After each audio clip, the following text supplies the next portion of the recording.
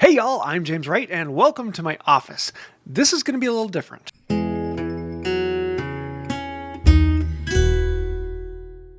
This is a very different video. It's something that I'm experimenting and playing with. So part of me says, I'm sorry, and part of me says, you're guinea pigs, get used to it. I have two goals here. Number one, I want to show off other small woodworking channels, and I want to give them some subscribers, get some background, get their feet on the ground and get going.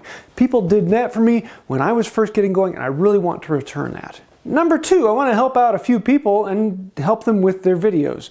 How do you make them better? What are things you can do to improve what you are doing along the way? And also look at the woodworking itself. What are some of the techniques you are using that you could do better? So I'm going to be a little critical here, so take it with a grain of salt. Also, this whole thing is a bit of an experiment, so we'll see where it goes. And I would love to hear your feedback on this and what you would like to see this turn into. Take you over here to Woodworking Journeys. Everyday projects is a new adventure.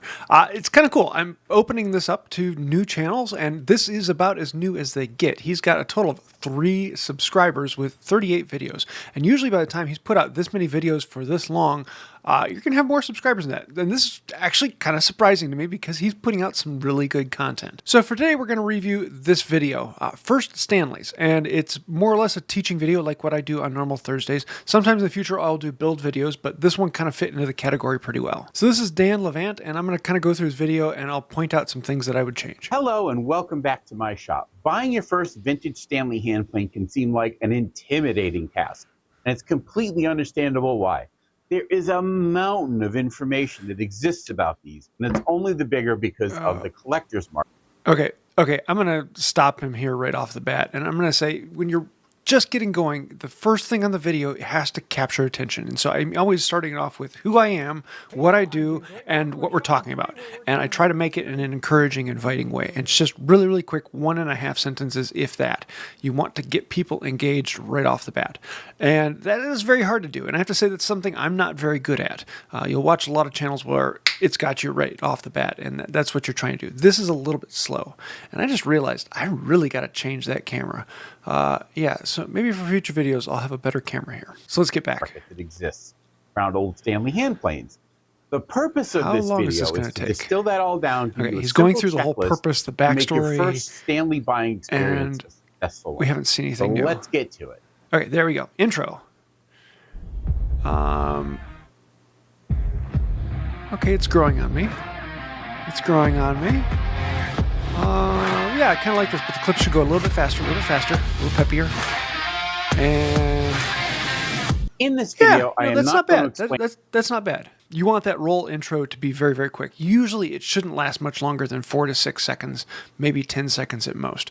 And that's not too far off from the mark, but you want it to go a little bit faster. I would probably put twice as many clips in there or speed them up twice as much, shorten the music down just a little bit, but not too bad. I liked the flow. It kind of gave a little story going down into your basement. That first clip of the door was just kind of like, okay, I'm looking at a door. What am I looking for? And I don't see anything happening. Oh, the door opens. So it was just a little bit slow there. One of the big tips I try to give to people is watch YouTube videos on high speed. Watch them at 2 times speed, and it gives you a feeling for how it should be progressing. And when you actually go to make your videos, you're making them a little bit faster. If you make them too slowly, people don't catch on. Now, I occasionally will get people telling me I'm talking too fast, but more often than that, I'm going to have people who will turn off because I'm not talking fast enough. The faster you talk, the more information you get, the less dead time, the more people want to watch. Third, I'm going to disassemble a hand plane, just name all the parts so we have a common vocabulary. I'd like to let you know that this... Okay, good. Here he's giving us a little breakdown of where this video is going to be going and what's going to be happening. Now, one of the things he might want to work on here is actually some lighting. If you look here, you can see there are shadows underneath his eyes in here. That can be easily fixed by putting 2 lights out, 45 degrees up, 45 degrees out, just 2 lights lighting the suspect, and you'll get a much better image on here. So normally the camera is set up over there, and this is where I stand, but you can see I have one soft box up on this side and another one over on that side, and those are giving me my fill-in to fill in my face. You can see how this lightens up my whole face rather than having shadows underneath my eyes and nose. It makes it far more natural and approachable, and especially it triggers the back of the brain that just says, I'm okay. There's a reason spooky stories are told with a light from down below, or even up above. It's just a subconscious thing that your brain catches on to. But when you turn it back on, everything just feels a little bit better. Let me speed forward a bit here as we come along through and we get to the point where, okay, the image changed. So you are going to have we have one clip that lasted about 3 minutes long. Usually I try and shrink the clips down so that they last no more than 10 seconds at most. Unless there's something really specific coming up that people really want to watch. 10 seconds is a really long clip. Usually 3 seconds is where you want to be shooting for them. So this is 3 minutes long. Now there's a couple ways you can change that. Every sentence you can change the image by just changing its size, and that keeps people engaged just because something is happening in the image. Okay. That's annoying because it's changing too fast. But if I change my image and my angle every sentence, it keeps people engaged. So even if you're shooting with this one camera from one angle, shoot it at a wider angle than this, and then zoom in, and one shot be of the face, and then one shot put the face in the corner of the screen, and then one shot zoom in on what you're talking about. So you're just using this one camera angle, but you're cropping it out at different times every sentence to create some intrigue. A lot of times I'll keep talking, but then I'll take a break, and then that gives me a chance I can change the image and focus in on something. And then I might actually pick something up to talk about it, and then I want to focus down on that. You can see how just changing the focus of this same image can change the whole feeling of the video. Even though this is all one clip shot at one time, you can crop it together and make it a little bit more intriguing. So now he's moved on to talking about sharpening systems, and I can tell someone's been watching Rex Kruger's videos. to be able to sharpen your hand plane. I mean, if you use chisels. Okay, it was only a second long where he turned around to pick up that chisel, but he stopped talking. And that's a point where people can turn off. Either clip that out of the video or make sure you have it ahead of time and easy to grab while you're still talking about it. But any of those breaks where you just turn around for a moment, you need to cut those out of the video. And that's a perfect point to zoom in or zoom out. The best place for a beginner to start. Okay, now we can move on to actually looking at All right, closer let's go on over this. the parts of a hand plane. You'll have to bear with me for hand holding the camera. I can't find my stand. Okay, that's one that really annoys me. Anytime you say, oh, I'm sorry, and I do this all the time, and every time I go back and edit it, it drives me bonkers. Don't say sorry for things like that. Just explain what's happening. Say, I don't have my tripod right now, we're just shooting this freehand. And really, you should have some way to do it. And you should be able to set the camera up at different angles around at different times. Now, when you're zoomed in on this and people are really looking close, you can make those clips a little bit longer because people are focusing in on trying to learn about it. But you'll still want to move it around. And even having a little tripod you can set on the table to move around works phenomenally. So, on top, we have the lever cap. This secures the iron and chip brake. So basically he just goes through here looking at all the parts, and one of the problems is because he's shooting with one hand and the other hand is actually working on it, it's a little jointed and the image is a bit shaky. And you know, shaky images, those just they trigger people. So it is well worth it to take the time and try and find a tripod or just prop it up on something, because with a phone you can put it on just about anything. Lever, lateral adjustment lever. The adjustment screw, but I have to say, and the tote. Great information all around.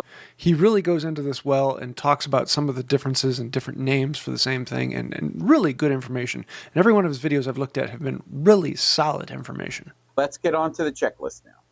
And there's the checklist. Okay, this is kind of cool. So for the rest of the video, he has his image here and this checklist down the side. Checklist, phenomenal. But the problem is it gets very stale. Anytime you have text over here, people are reading the text and not listening to the face. So either treat this as a PowerPoint where text appears and disappears, or make this whole image come and go. And you can add to your movement and have your face crop in and out every time you talk about a new item on the list. But just having this big white list with all this text here, people are going to read through this without listening to what you're saying, and it just kind of draws away from it. But make this back and forth. If you follow this checklist, your first hand plane buying experience should be a good one. Let's go over everything really briefly. I can explain it to you so you'll understand it a little bit better. And it is honestly really brief. He goes from about 5 minutes going through this and talking about the things you should be looking and what you shouldn't be doing. In here, he also shows good examples of chips and breaks. Some of them are okay and some of them aren't. All around, really, really good information. But it is a little bit boring because it's not popping in and out. And just changing that camera angle back and forth makes a big difference. And I'm not talking about constantly changing it, but just like once a sentence, once every 2 sentences, change the camera angle or just the camera size. And it really, that little bit makes a big difference. So shoot it wider and then crop it back. All told, Dan, really good information. You have a nice channel coming, and I'm really looking forward to seeing what you get. You have a lot of background on there. You add a little bit of lights and then change your camera angle back and forth. It takes a little bit more time to edit, but it's worth it, and people will keep watching, and you'll get that sweet, sweet watch time. So there you have it. I hope you like this, and if you do, great, let me know that down below, and if you don't, well, can you give me some feedback too? I'd love to learn that. And if you happen to have a video like this you would like to see, then send me an email with a link to a video. I want to keep it under 20 minutes or so, so we'll see how that goes. If you have something you'd like me to see, let me know. But I think that'll do it for now. Until next time, have a wonderful day. You know, the video he was talking about was Stanley's, and the interesting thing about them is Stanley actually at one time made a drinkware collection. They were a bunch of cups that you could buy that were made by Stanley. Unfortunately, now you can only find them if you play hockey at a really high level. Sorry, my master's was in theater lighting, so it's really something I'm picky about.